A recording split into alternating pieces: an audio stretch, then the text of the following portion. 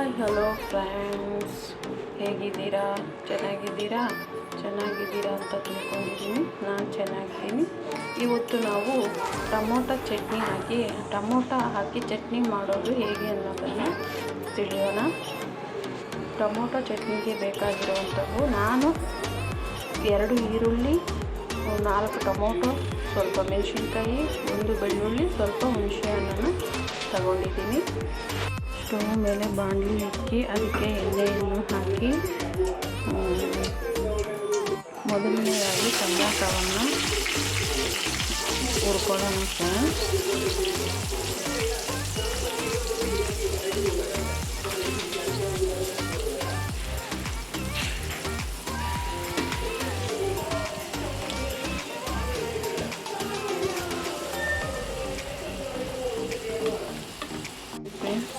ಟೊಮೊಟೊವನ್ನು ಹುರಿತಾ ಇದ್ದೀನಿ.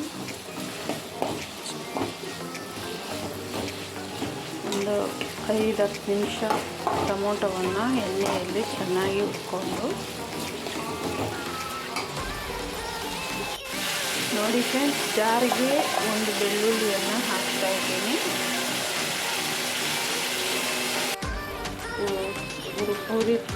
ಹುರ್ಕೊತಾ ಇರೋ ಟೊಮೊಟೊಗೆ ಸ್ವಲ್ಪ ಹುಣಸೆ ಹಣ್ಣನ್ನು ಸೇರಿಸ್ತಾ ಇದ್ದೀನಿ.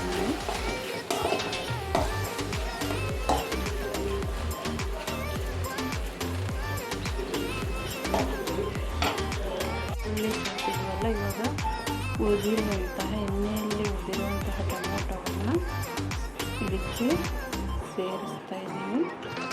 ಸ್ವಲ್ಪ ಎಣ್ಣೆಯನ್ನು ಸೇರಿಸ್ಕೊಂಡು ಮೆಣಸಿನ್ಕಾಯಿ ಮತ್ತು ಈರುಳ್ಳಿಯನ್ನು ಹುರ್ಕೋಬೇಕು. ಈರುಳ್ಳಿ ಮತ್ತು ಮೆಣಸಿನ್ಕಾಯಿಯನ್ನು ಹುರ್ಕೋಬೇಕು.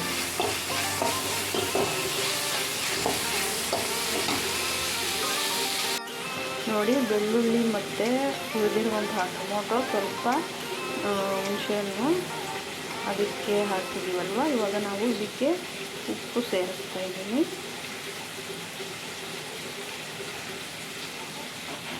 ನೋಡಿ, ಮತ್ತೆ ನಾನು ಸ್ವಲ್ಪ ಜೀರಿಗೆಯನ್ನು ಸೇರಿಸ್ತಾ ಇದ್ದೀನಿ. ನೋಡಿ, ಇವೆಲ್ಲ ಹಾಕಿದ್ದೀವಲ್ವ. ಇವಾಗ ಒಂದ್ಸಲಿ ಇದನ್ನು ಒಂದ್ಸಲಿ ರುಬ್ಕೊಳ್ಳೋಣ. ಲೈಟಾಗಿ ರುಬ್ಕೋಬೇಕು, ನುಣ್ಣಗೆ ರುಬ್ಕೋಬಾರ್ದು. ನೋಡಿ, ನಾನು ಈ ಥರ ರುಬ್ಕೊಂಡಿದ್ದೀನಿ. ಲೈಟಾಗಿ ರುಬ್ಕೋಬೇಕು, ನುಣ್ಣಗೆ ರುಬ್ಬಬಾರ್ದು. ನೋಡಿ, ಹುರಿದಿರುವಂತಹ ಈರುಳ್ಳಿ ಮತ್ತು ಮೆಣಸಿನ್ಕಾಯನ್ನು ಸೇರಿಸ್ಕೊಳ್ಳೋಣ. ಇಲ್ಲಿಗೆ ಸ್ವಲ್ಪ ನೀರನ್ನು ಹಾಕ್ಕೊಂಡು ಇದಕ್ಕೆ ಸೇರಿಸ್ಕೊಳ್ಳೋಣ. ಇದಕ್ಕೆ ಸೇರಿಸ್ಕೊಂಡಿದ್ದೀನಿ. ಇವಾಗ ಲೈಟಾಗಿ ಒಂದು ಸುತ್ತು ರುಬ್ಕೊಳ್ಳೋಣ. ನೋಡಿ ಫ್ರೆಂಡ್ಸ್, ಇಷ್ಟೇ, ಟೊಮೊಟೊ ಚಟ್ನಿ ರೆಡಿ ಆಯಿತು. ಮುದ್ದೆಗೆ ತುಂಬ ಸೂಪರಾಗಿರುವಂತಹ ಚಟ್ನಿ ಮತ್ತು ಸಿಂಪಲ್ಲಾಗಿ ಮಾಡಿಕೊಳ್ಳುವಂತಹ ಚಟ್ನಿ. ಹಳ್ಳಿಯಲ್ಲಿ ಈ ಥರ ಮಾಡಿ ಮುದ್ದೆಗೆ ಚೆನ್ನಾಗಿರುತ್ತೆ. ನೀವು ಟ್ರೈ ಮಾಡಿ ನೋಡಿ ಫ್ರೆಂಡ್ಸ್.